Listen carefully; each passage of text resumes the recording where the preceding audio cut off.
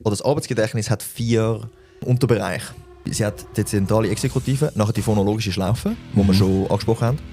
Dann gibt es den visuellen räumlichen Notizblock und dann noch den episodischen Puffer. Und wir werden jetzt die 4 einzeln durchgehen. Wenn du das ausrechnest auf 8,5 Stunden Arbeitszeit, dann ist das irgendetwas zwischen 7 und 10 Minuten. Oh mein Gott. Alle 7 bis 10 Minuten wirst du unterbrochen. Durch IT-Geräte. Kennst du das, wenn du beim Einparkieren musst die Musik leiser machen? Ja, mach bitte leiser, ich sehe nichts. Ja. Aber es ist glaube ich, genau das. Weil die beiden Systeme ineinander hineingreifen. Das Arbeitsgedächtnis ist zwar trainierbar, aber es ist begrenzt. Ja.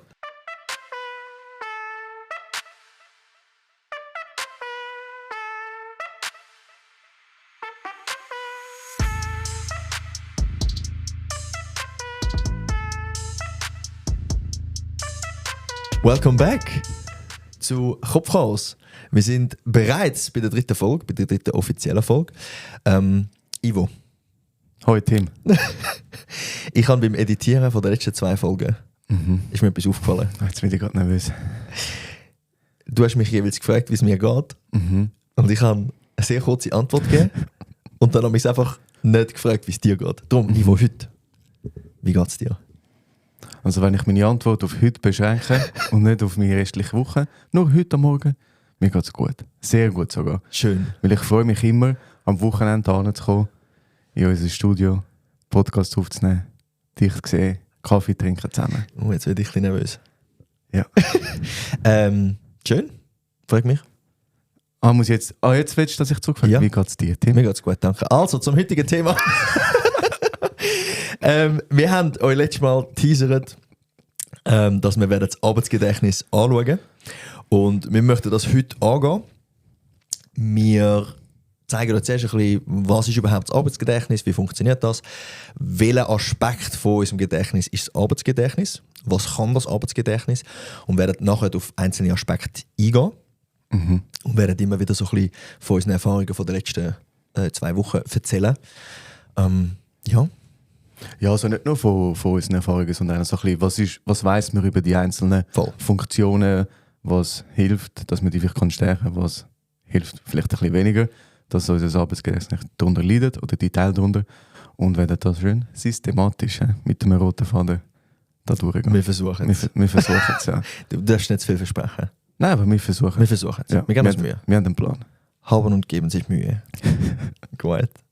Also, ganz grob gesagt, ist das Arbeitsgedächtnis dafür da, um Informationen zu verarbeiten und mit denen zu arbeiten.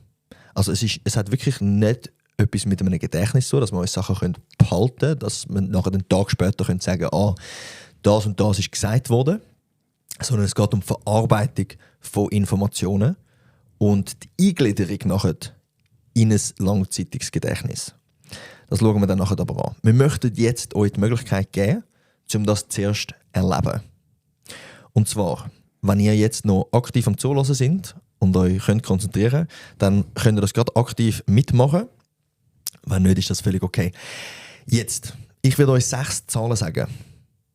Und sobald ich sage, jetzt Zahlen sagen, tun ihr für euch die Zahlen von euch hier murmeln. Ihr müsst sie aber aussprechen, das kann sehr leise sein. Aber ihr müsst sie von euch hier murmeln. Ihr könnt sie nicht im Kopf wiederholen. Wenn ihr gerade an einem Tisch sind oder etwas zum Schreiben habt oder euer Handy führen wollt, dann dürft ihr das auch eintöckeln oder aufschreiben. Aber nochmal, ich sage 6 Zahlen und ihr dürft sie erst dann sagen oder aufschreiben, wenn ich sage, jetzt Zahlen sagen. Ja? Okay. Das machen wir 2-mal, oder? Wir machen es 2-mal und wir werden, wir probieren jetzt einfach mal aus. Also, die ersten 6 Zahlen sind 781 369. Jetzt die Zahlen sagen. Und wir geben euch da schnell einen Moment. Jetzt, ich wiederhole die Zahlen, einfach, dass ihr wisst, ob ihr sie richtig gesagt habt. 781 369. Gut. Die meisten von euch werden es wahrscheinlich jetzt richtig haben. Wenn nicht, ist das auch okay. Wir werden jetzt dasselbe nochmal machen, mit nochmal 6 anderen Zahlen. Ja? Also, die 6 Zahlen sind 538 193.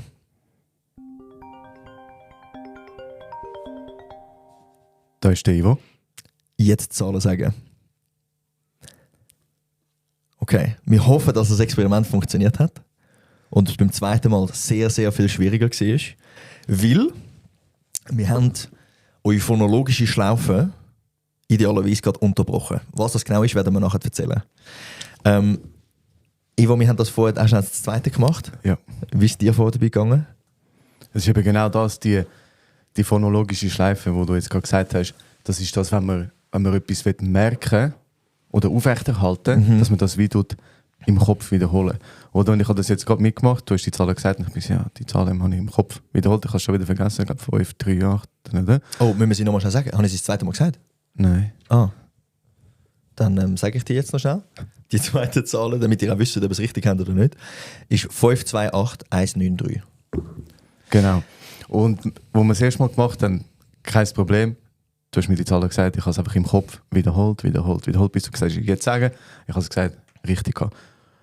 Und wo wir es zweimal gemacht haben, wir haben es genau gleich gemacht, auch wieder mit dem Telefonanruf.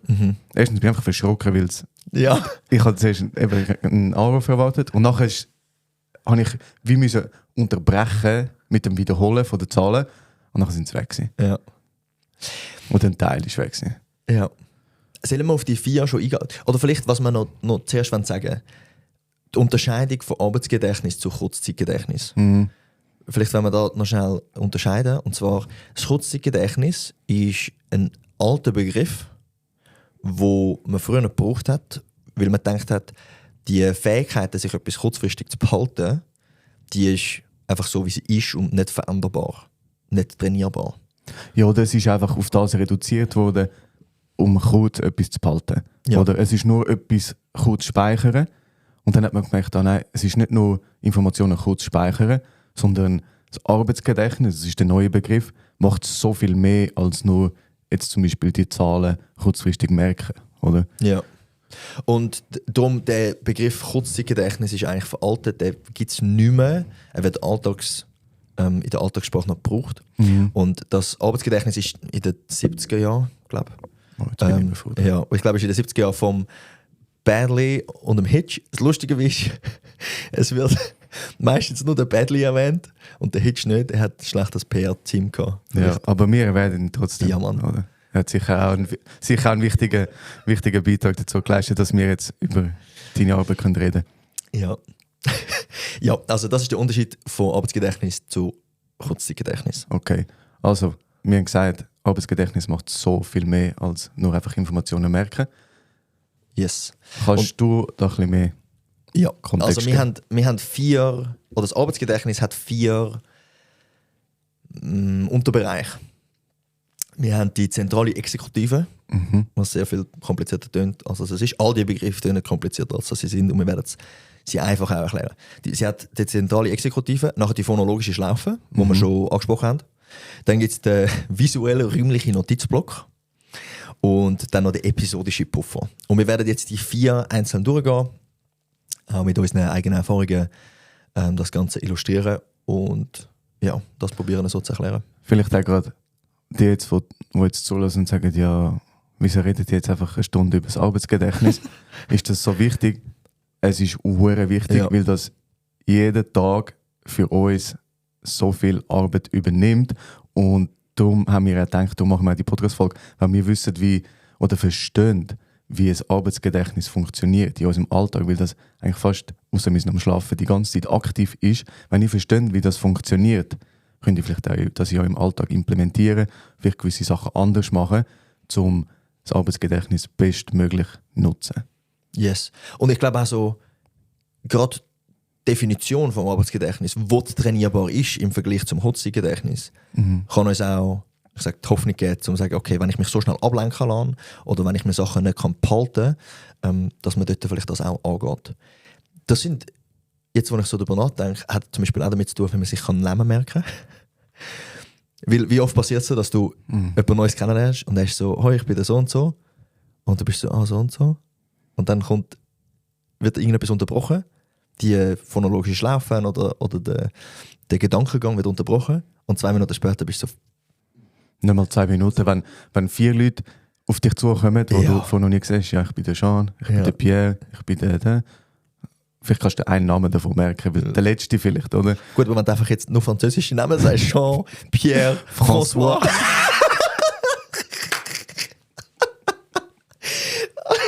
Grüß gehen da alle 3 raus, Mann. Okay, anyway. Also, ich will sagen, wir fangen da mit der zentralen Exekutive. Können wir rausschneiden? Was ist der 4. Name? Jetzt haben wir Jinx gehabt. Was ist der 4. Name? 3, 2, 1. Paul. Luc wäre gut gewesen. Okay. Ja, wir denken nicht ganz gleich. Nein, aber ist okay. Also nochmal, es gibt die 4 Bereiche und wir gehen die schnell durch. Die zentrale Exekutive. So wie ich das verstanden habe während dem Studium, ist das die Zentrale, wo steuert, wo das die Aufmerksamkeit angeht. Es entscheidet, wo das unser Fokus ist, auf was wir vielleicht ausblenden müssen. Und auch so ein bisschen ganz allgemein, ich glaube, es hat auch noch so Updating, also es hat 3 Funktionen. Es gibt Inhibition, und das ist so das Ausblenden. Das Unterdrücken. Das Unterdrücken, voll. Also wenn ich jetzt Informationen habe, die störend sind, wenn ich mich auf etwas Spezifisches fokussiere und nebendran passieren Sachen, dann kann ich das ausblenden. Machen wir es sonst gerade mit einem Beispiel. Also nehmen wir an, du bist im Büro und hockst an einer Excel-Liste, wo du etwas musst eintragen und dann vielleicht noch so eine Formel rein tun und hockst im Büro und nebendran telefoniert jemand. Das heisst, das ist für dich nicht relevant. Das heisst, du musst das Telefongespräch ausblenden, dass du dich kannst auf die Excel-Tabelle konzentrieren. Und das funktioniert eigentlich sehr gut, weil das Hirn schafft irgendwann auch wirklich die Sachen auszublenden und einfach nicht darauf zu reagieren. Und ich gebe euch ein Beispiel. Ivo, erklär doch mal bitte schnell, wie das Shifting funktioniert. Das Shifting? Also das Wechseln zwischen den Aufgaben? Okay, das funktioniert nicht. Ich wollte jetzt einen störenden Faktor reinbringen, der es dann irgendwann ausblendet. Und einfach ein bisschen ins Mikrofon hineinzoomen. Aber es funktioniert nicht. Okay, aber das Shifting, auch spannend. Also deine Erklärung vorher mit dem Telefon als lange. Ich glaube, dort ist klar. Beim Shifting geht es darum, dass man die Aufmerksamkeit vom einen zum anderen tun kann. Also ein bisschen die geteilte Aufmerksamkeit. Also wenn ich jetzt nochmal an dieser Excel-Tabelle hocke und dann läutet mein Telefon, das auf dem Tisch ist, dann muss ich meine Aufmerksamkeit von dieser Tabelle aufs Telefon richten. Das gehört auch dazu. Ich erlebe das oft, wenn ich irgendwie etwas schaue auf dem Fernsehen und nebendran Candy Crush spiele. Oh, das ist... Es ist schlimm. Ich weiß, es ist schlimm. Aber ich glaube, mein Shifting von der zentralen Exekutive ist massiv getrainiert. Durch das. Also du hast jetzt positiv formulieren. Okay. Ja, ist gut. Da sind wir wieder beim Framing. Beim Framing von letzter Woche, von 2 Wochen. Ja, ich das positiv formulieren. Also wir haben Inhibition, das ist so ein bisschen das Ausblenden. Wir haben das Shifting, was so die geteilte Aufmerksamkeit ist. Und nachher gibt es noch Updating. Was ist Updating? Das Aufrechterhalten von Informationen. Ich bleibe gerade bei dem Beispiel, wenn ich an der Excel-Tabelle bin, oder? Und dann merke ich, okay, dann muss ich schnell die Zahl anschauen. Was muss ich da für eine Zahl rein tun? Und für das muss ich ein anderes Dokument oder ein Mail zuerst öffnen, dort reingehen. Und dann muss ich ja immer merken, okay, wieso mache ich diesen Schritt? Wieso gehe ich jetzt ins Mail? Wieso tue ich das Dokument öffnen? Ah ja, genau, ich brauche vielleicht noch die Jahreszahl von dem und dem. Nimm das und tu es nachher in die Excel-Tabelle. Also das Aufrechterhalten, immer das zu wissen, was mache ich, oder? Also kurz zusammengefasst, unsere zentrale Exekutive ist für die 3 Sachen zuständig. Voll. Und die 3 Sachen beeinflussen nachher die nächsten Punkte, nämlich so die phonologische Schlaufe und der visuell-räumliche Notizblock. Ja. Und vielleicht, wir haben die phonologische Schlaufe schon mal erwähnt, vielleicht wenn wir dort schnell darauf eingehen. Du hast vorhin gesagt, dass du deine phonologische Schlaufe gebraucht hast, um die Zahlen aufrechterhalten. Wie sieht das genau aus? Ja, ich sage mir es im Kopf. Oder die innere Stimme wiederholt die Zahlen. Also 5, 3, 2, 1, 6, 9. 5, 3, 2, 1, 6, 9. Also ich tue mir das immer im Kopf aufrechterhalten. Ich habe gerade gedacht, das ist wirklich die Zahl. Nein. Und das wäre recht beeindruckend gewesen. Nein. Okay. Ja, also die phonologische Schlaufe ist vor allem für die Verarbeitung von Tönen zuständig, von verbalen Informationen. Also wenn jemand etwas sagt, oder wenn ihr jetzt gerade den Podcast hört, dann könnt ihr das verarbeiten mit der phonologischen Schlaufe. Genau. Vielleicht könnt ihr gewisse Sachen öfters in eurem Kopf sagen, wenn ihr es für wichtig haltet. Wenn ihr so sind, okay, phonologische Schlaufe, das ist das, phonologische Schlaufe. Jetzt wir sagen zusammen das Wort schon so oft, dass es wahrscheinlich nicht mehr mitmachen. Aber das ist mal so die phonologische Schlaufe. Für alles Verbale. Auch extrem wichtige Gespräche. Oder wenn wir zwei reden, ich brauche es jetzt auch mega fest, um überlegen, okay, auf was reagiere ich? Wenn du etwas sagst, dann muss ich irgendwie das, was du gesagt hast, versuche ich aufrechtzuerhalten, oder? Und sage, okay, das hat er gesagt, das hat er gesagt.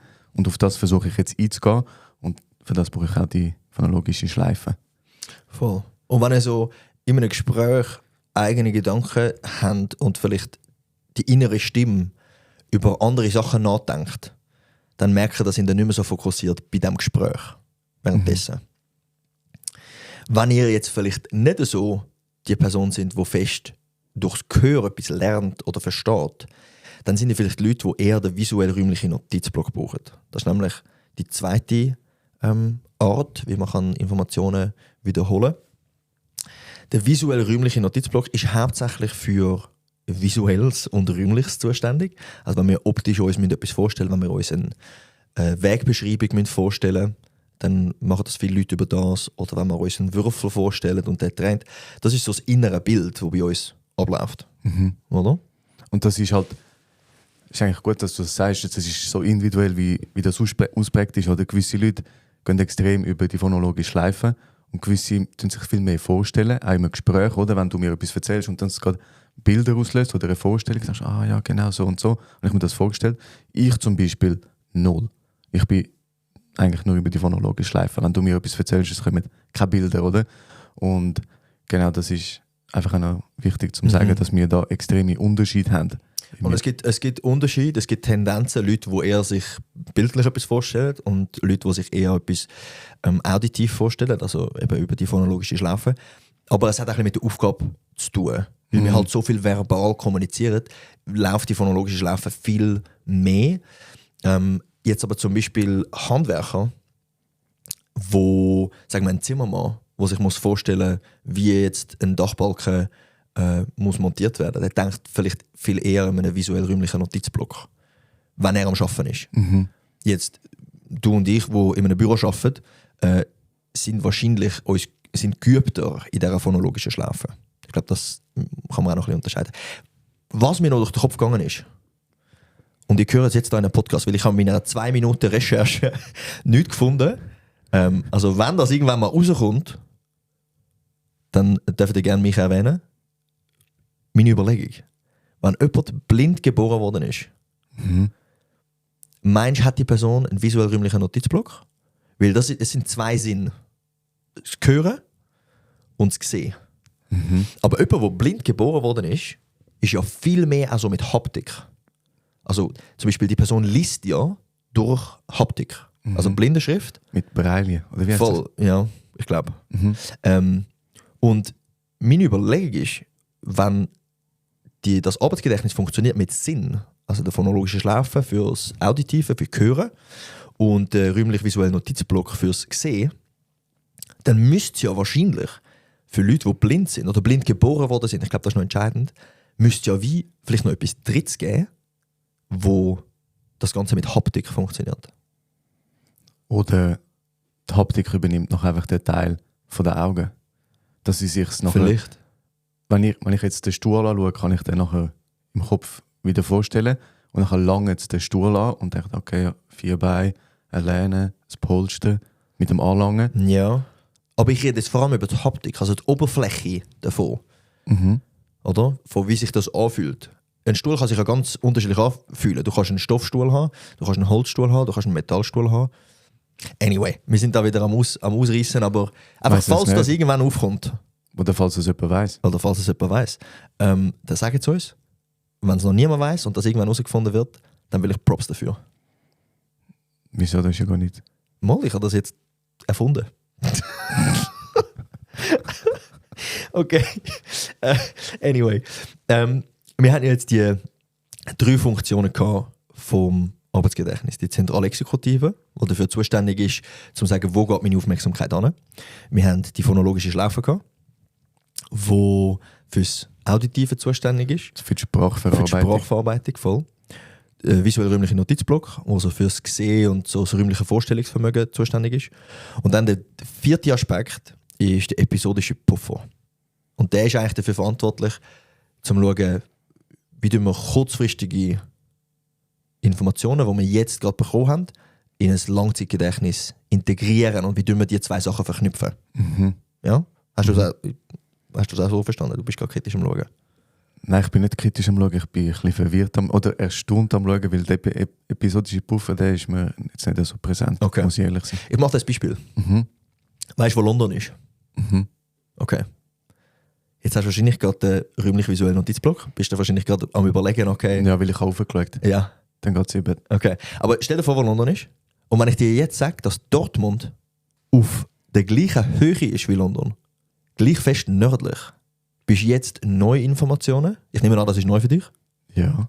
Stimmt ist wild, Ist wild. Ich bin es vorgeschaut. Ist Dortmund so weit oben in Deutschland? Nein, eben nicht einmal. Aber England ist nicht so weit über Deutschland. Okay. Und jetzt bist du neue Informationen mit vorhandenen Informationen am Verknüpfen. Also du weißt, wo London ist und du tust jetzt neue Informationen mit dem verknüpfen. Die ganze Insel kommt jetzt ein bisschen runter. Auf der Karte kommt es jetzt ein bisschen runter. Ja. Also so habe ich den episodischen Puffer verstanden, dass es wie so Bestehendes mit Neuem verknüpfen. Ja. Okay. Danke. Spannend. Sehr spannend. Was mir jetzt vorher gerade in den Sinn kam, ist mit der Augenbewegung. Einfach ein Alltagsbeispiel. Im Lerncoaching habe ich ein Mädchen, das extrem viel über das Auditive aufnimmt. Ja. Oder? Und nie über das Visuelle. Oder? Und das ist wie so auch eine Challenge, die wir jetzt aktuell im Lerncoaching haben, dass weil sie singt viel während dem Lernen, das heisst, ja, aber eben, es hindert halt, weil sie viel über das Auditive, über die Ohren aufnimmt und nachher singt, hemmt sie sich manchmal wie selber während dem Lernen, oder? Und wir versuchen jetzt wie mehr auch über das Visuelle zu gehen, über die Augen. Und es gibt so eine Übung, zum Beispiel Wokki-Kärtchen. Das beste Beispiel. Wokki-Kärtchen kannst du ja einfach sagen, oder? Nachher fragst du dich ab, nachher sagen wir zum Beispiel die Pflanze, nachher drehst du um und sagst ja, la plante, oder? Ist es la oder le plante? Ich weiss es nicht, ich auch nicht. Aber es ist einfach ein Beispiel. Dann sagst du das und dann geht es ja wieder über den phonologischen Speicher. Ja. Und dann gibt es eben eine Möglichkeit, wie du das Visuelle kannst mit einbeziehen. Nein, nicht schreiben, sondern du nimmst das Wort und schaust an eine weisse Wand und schaust rauf, weil dann geht es über den Visuelle. Schaust rauf und tust du das Wort dort anschreiben. Dann schreibst du L-A, Abstand P-L-A-N-T-E und tust es oben ablesen. Und nachher frage ich zum Beispiel, du musst das Wort ablesen. Und nachher musst du dort rauf schauen und tust es eigentlich aus dem visuellen, räumlichen Notizblock wieder holen. Oder? Weil, wenn du es einfach wiederholst im Kopf mit La Plante, La Plante, La Plante, dann bist du im phonologischen Speicher. Wenn du es aber noch jemand abliest und wie dort oben musst aufrechterhalten, dann bist du im visuell-räumlichen Notizblock. Und du hast wie so die Unterschied, den du hast, vielleicht eben bei ihr ist das relativ schwach ausprägt, das Visuelle. Du musst es wie versuchen okay. fördern.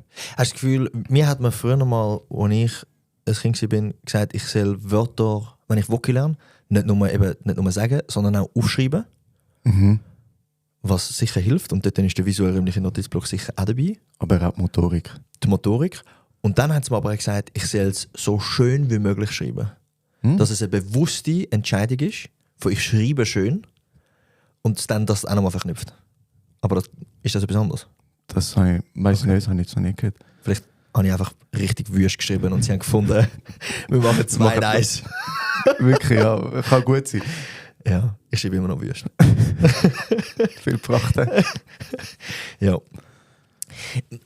Wo hast du, ich finde es immer spannend, wenn man sich überlegt, wo das Arbeitsgedächtnis überlastet wird im Alltag. Und ich habe ein paar Beispiele, möchte aber von dir wissen, ob du gerade Fälle hast oder Situationen, wo du gemerkt hast, hey, da habe ich aktiv bemerkt, wie das Arbeitsgedächtnis nicht mehr klarkommt mit den Informationen.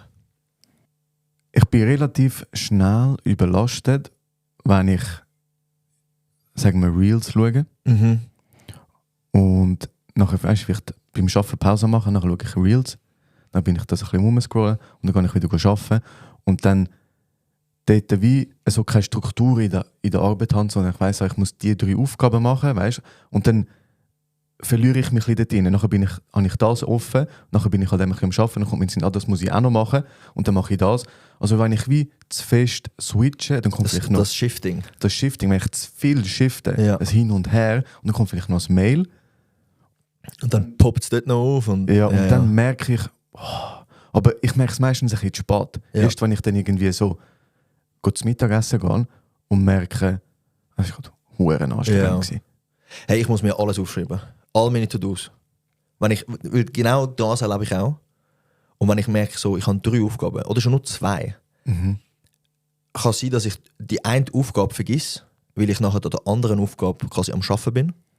Und dann kommt irgendetwas Neues auf und dann ist quasi der Gedankenzug oder die Aufmerksamkeit, wo sie quasi angeht, ist nachher von dieser zweiten Aufgabe, die ich eigentlich jetzt machen soll, komplett weg. Und ich merke es dann erst später, weil irgendwie nochmal ein Mail kommt oder was auch immer, so bin ich so, oh, das hätte ich auch noch machen sollen. Und ich muss mir alle To-Dos aufschreiben. Und das entlastet mein Arbeitsgedächtnis enorm, weil ich es wie kann aufschreiben, vergessen und es ist weg. Da sind wir wieder beim Zeigarnik-Effekt. Genau, aber da muss man auch sagen, das haben wir bis jetzt nicht gesagt, das Arbeitsgedächtnis ist zwar trainierbar, aber es ist begrenzt. Ja. Und darum können wir dort an die Limit. Also das Langzeitgedächtnis, wo man Sachen abspeichert, würde ich sagen, es ist nicht unbegrenzt, aber wir haben sehr viel Speicherplatz. Ja. Oder? Und im Arbeitsgedächtnis, das kommt an seine Grenzen, weil es begrenzt ist. Und gerade so mit Überlastung mit Informationen geht es eben relativ schnell. Und ich meine, Informationen können alles sein, das können unsere eigenen Gedanken sein, wo man denkt, das sollte ich noch machen. Die Aufgabe, wo du gerade selber dran bist, vielleicht noch ein Gespräch mit einem Mitarbeiter, der einfach auch gerade im Büro ist. Oder? Also es geht relativ schnell und wir haben so viele Informationen, die auf uns einkommen, von innen und von außen. Oder? Und ich glaube, wir haben in der letzten Folge nachher das Thema ein bisschen angeteasert mit Multitasking, glaube und Multitasking ist einfach nicht wirklich möglich. Es gibt gewisse Sachen, die miteinander mitlaufen können. Soll ich schnell ein Publikumsexperiment, das zweite machen? Ja. Du kannst gerade mitmachen. Ich glaube, ich habe das nicht erzählt, oder? Mach mal. Also, für die jetzt zuhören, wir machen das zweite Experiment und ich bitte euch, in einer phonologischen Schleife, also im Kopf, mal das ABC aufsagen. Okay. Macht das bitte. Und jetzt winkt mit der rechten Hand. Okay, ich nehme jetzt an, also ich hoffe es ist bei allen gegangen. Ist gegangen. Bei mir hat es funktioniert, ja. Genau, sagst im Kopf das ABC und winkst mit der rechten Hand. Ich habe lustigerweise, wo du mir deine Anweisung gegeben hast, ganz kurz Mühe gehabt, weil ich musste verstehen, was du mir sagst. Und dann, sobald ich verstanden habe, was es geht, ist das Winken kein Problem gewesen. Aber das Verstehen läuft halt auf der phonologischen Schleife. Ja, es geht und jetzt noch weiter. Ganz okay, sorry. Danke. Okay. Es geht jetzt noch weiter. Also, Okay. Gleiche Aufgabe wie vorher. Sagen nochmal das ABC im Kopf. Jetzt könnt ihr nochmal mit der rechten Hand winken. Und jetzt sind noch 3 Reihen im Kopf aufsagen. Okay, fuck off. Und das No ist, chance. No chance. Das ist genau der Unterschied. Also Multitasking ist eigentlich möglich. Sagen wir, ich hocke jetzt im Auto, fahre das Auto und höre den Podcast. Das heisst, ihr fahrt, macht etwas Motorisches, also mit dem Körper und dem mentalen Prozess, ihr hört. Aber sobald es 2 mentale Prozesse sind, also 2 Sachen, die ihr mit dem Kopf braucht, das ist das ABC aufsagen und 3 Reihen, Ja. das sind beide Sachen, die ihr könnt, ziemlich sicher, aber miteinander geht es nicht. Krass. Das ist nice gewesen. Was mir noch durch den Kopf gegangen ist, ist so, wenn phonologische Schlaufe und der räumlich-visuelle Notizblock gleichzeitig gebraucht werden, oder einfach so das visuelle Verständnis generell. Was mir durch den Kopf gegangen ist, kennst du das, wenn du beim Einparkieren musst die Musik leiser machen? Ja. Oder wenn einfach so, wenn du auf der Straße bist und musst dich konzentrieren. Mach bitte leiser, ich sehe nichts. Ja.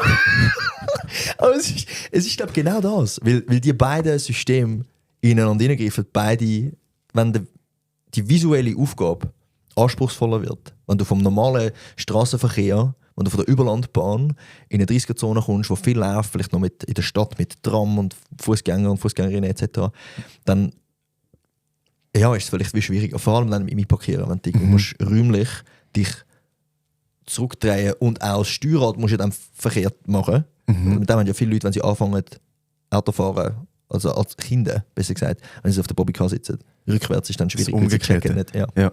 Und eben das zeigt eigentlich auch, wie dass die Kapazität einfach begrenzt ist. Ja. Oder? Und natürlich, je mehr etwas automatisiert wird, wenn du jetzt jeden Tag 5-6 Mal rückwärts einparkierst, irgendwann musst du die Musik nicht mehr abdrehen, weil... Wenn es der gleiche Parkplatz ist. Ich merke das bei meinem Parkplatz, wenn ich dort nicht parkiere, ohne Problem. Sobald ich irgendwo in einem Einkaufszentrum bin, wo auch noch andere Leute unterwegs sind, andere Autos, dann wird es schon schwieriger. Dann muss ich dann auch Musik leislicher machen. Ja. Vielleicht nochmal schnell zum anderen Thema aufgreifen. Ich finde das eben mega wichtig und ich sehe halt dort schon auch eine grosse Herausforderung für viele, so das Thema Multitasking und einfach auch mit der Erklärung, dass unser Arbeitsgedächtnis begrenzt ist und wir halt viel Multitasking machen. Ich meine, wenn du in ein Büro laufst, es ist der Standard, dass wir 2 Bildschirme haben, mindestens. Ja. Früher hat es einen Bildschirm gegeben, that's it. Aber jetzt haben wir mindestens 2 Bildschirme, wenn nicht 3. Ja. Und auf einem Bildschirm sind sicher immer die Mails offen, vielleicht noch Spotify, um hin und wieder etwas laufen lassen. Und auf der anderen Seite hast du nochmal eine andere Aufgabe. Und da müssen wir uns schon auch wieder ein bisschen an der Nase nehmen und sagen, hey, wir sind nicht multitaskingfähig für 2 Sachen, wo beides den Kopf beansprucht. Oder wir können unter einem Städtisch so ein Laufband haben und laufen, das geht. Wegen der motorischen Aufgabe. Genau, wegen der motorischen Aufgabe. Das funktioniert, das könnt ihr gerne weitermachen, aber Multitasking funktioniert nicht. Und ich habe gerade mich die Woche ein bisschen mehr mit Multitasking auseinandergesetzt.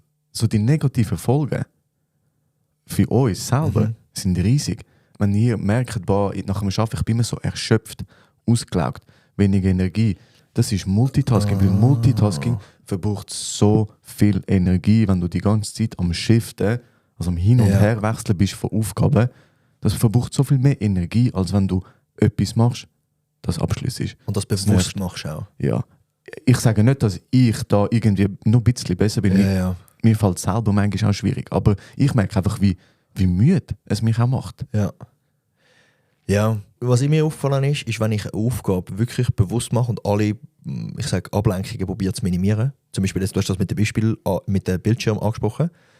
Wenn ich dort den einen Bildschirm leer mache und ich habe ein recht neutrales Hintergrundbild, kann ich mich viel besser auf das konzentrieren, was ich auf dem anderen Bildschirm mache. Und ich habe wie angefangen, weil ich habe wieder Anspruch an mich, dass ich möglichst effizient arbeite und möglichst schnell arbeite. Und habe darum früher noch immer das Zeug auf allen Bildschirmen gehabt. Weil, dass ich gar sehe, wenn ein Mail kommt oder eine Nachricht oder dass ich dort nach dieser Arbeit super schnell dort weiterarbeiten kann. Und es funktioniert einfach nicht. Und ich habe jetzt wirklich die letzten 2 Wochen auch gemerkt, dass ich mich auf eine Aufgabe muss konzentrieren und die anderen Sachen wie auch muss hindern, was manchmal auch schwierig ist. Speziell, wenn es zum Beispiel ums Handy geht. Ich muss das Handy wirklich wegtun. Ich meine, das haben wir auch, glaube ich, in der letzten Folge davon gehabt, dass das Kind das Handy muss die SIM-Karten rausnehmen und alles. Das war nicht nur ein Kind, aber ja. Ah, okay.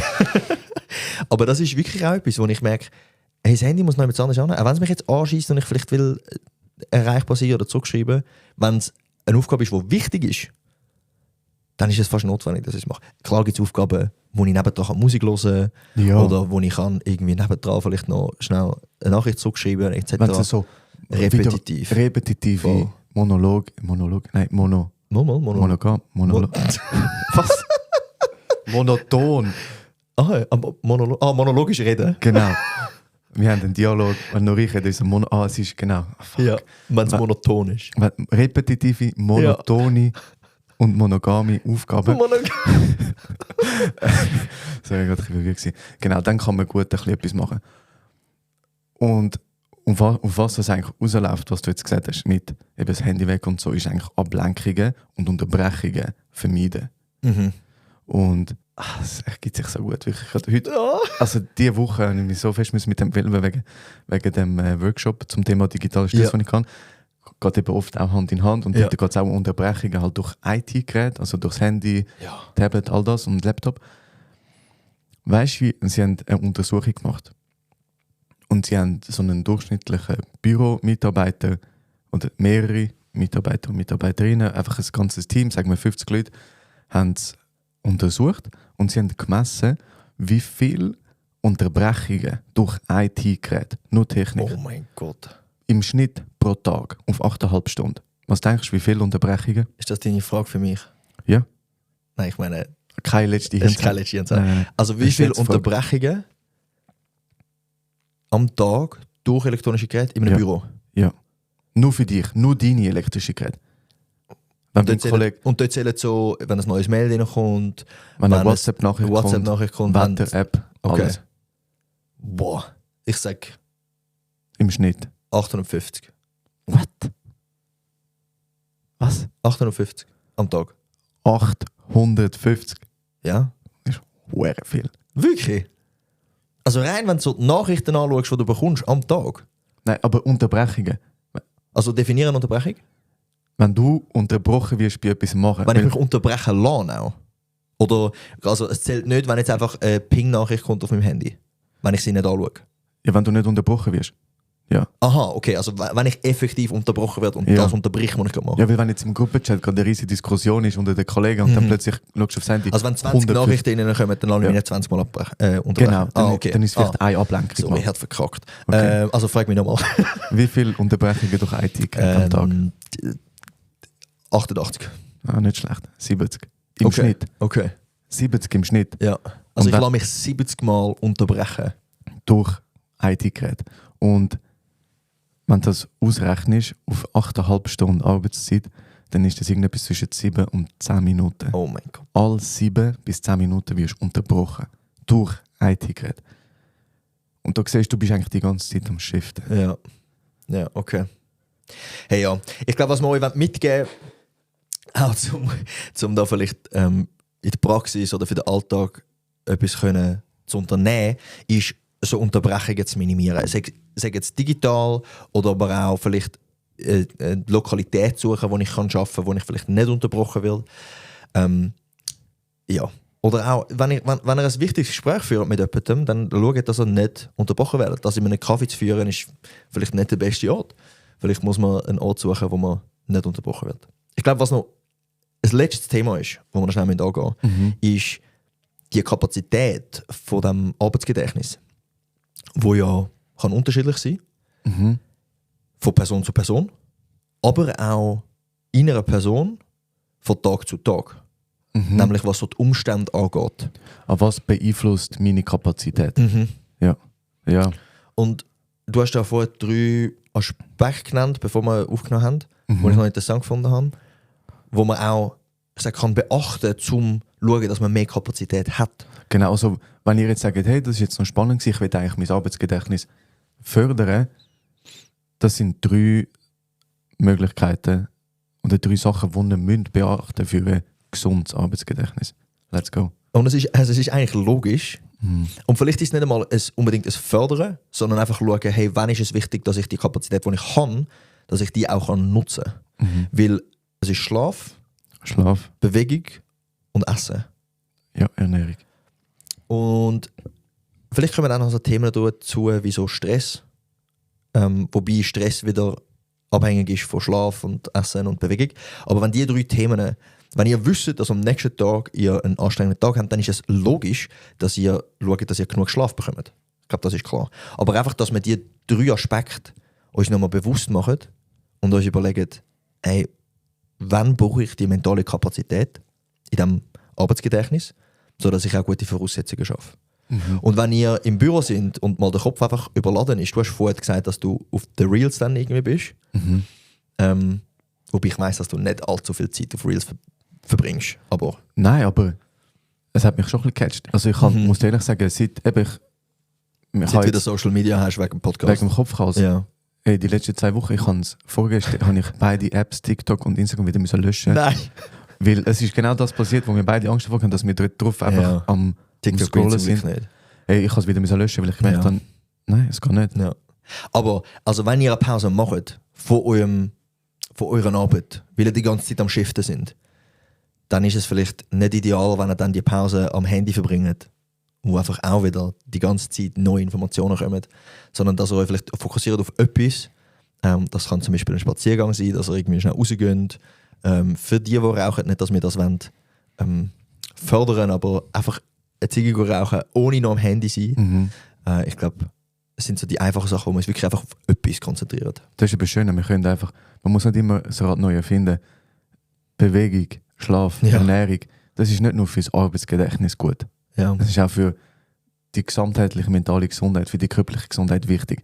Darum vielleicht jetzt noch ein Argument mehr, um diesen 3 wichtigen Bereichen einfach mehr Aufmerksamkeit zu schenken. Ja. Das Problem ist einfach, manchmal sind die 3 Sachen so langweilig.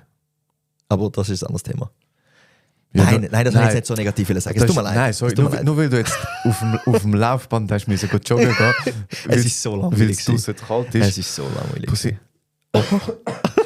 Und einfach gesagt. Okay. Ist gut. Sorry, Bro. Nein, ist okay. Ich nehme es dir einfach nur übel. Ich glaube, wir haben das Thema Arbeitsgedächtnis genug beleuchtet. Wenn ihr Fragen habt, schreibt sie in die Kommentare. Mhm. Wir werden eine Umfrage machen. Und zwar zu dem, was jetzt kommt, nämlich die letzte Hirnzelle. Wir möchten euch die Möglichkeit geben, dass ihr in der App auf Spotify könnt schätzen oder raten, was eure Antwort ist. Und ja, ich sehe das unten. Ihr könnt dort wählen. Und Ivo, bist du ready für die letzte Hirnzelle? Ja. Es steht 1-0. 1-0. Ja. Für dich. Boah, und du hast die Möglichkeit, um jetzt mit 2 Punkten vorauszugehen. Meine Führung ausbauen, ich bin so ready. Ich habe das Gefühl, wir machen das spannender, als es eigentlich ist. Wir sind so am Hypen, so, oh mein Gott, 2 Punkte Abstand. Und die Leute, ich weiß gar nicht, ob es so interessiert. Könnt ihr einen Kommentar schreiben, ob es euch überhaupt interessiert. Anyway, Ivo, wir schauen etwas aus der Thematik soziale Normen an. Mhm. Und zwar kooperieren mit fremden Leuten. Ja? Ja. Okay. Sie haben eine Studie gemacht. 2 Leute haben die Möglichkeit, zum miteinander zu kooperieren. Wenn sie miteinander kooperieren, bekommen sie je 10 Franken. Dort waren es Dollar, aber ich sage jetzt Franken. Ja. Wenn jemand nicht kooperiert und die andere Person kooperiert, bekommt die beschissen hat, oder die einfach asozial war, bekommt 15 Franken. Also mehr. Und die kooperiert hat, bekommt gar nichts. Okay. Ja? Wenn beide nicht kooperieren, dann bekommen sie je 5 Franken. Also weniger, als wenn sie beide würden kooperieren. Ja. Ja? Okay, jetzt. Was haben Sie bei dieser Studie herausgefunden? Ist es A, dass unser erster Instinkt ist, zu kooperieren? B, dass unser erster Instinkt ist, dass wir nicht kooperieren? C, dass wenn die Leute das Spiel mehrmals spielen, also wiederholt, dass sie zuerst kooperieren und dann aber nachher nicht kooperieren, um dann mehr Geld zu holen? Mhm. Oder ist es D, dass wenn das Spiel mehrmals gespielt wird, dass sie Vertrauen aufbauen und mehr kooperieren? Als am Anfang. Boah, ich glaube, alle machen irgendwie Sinn, Mhm. außer A. Wieso? Bist du kein vertrauenswürdiger Mensch?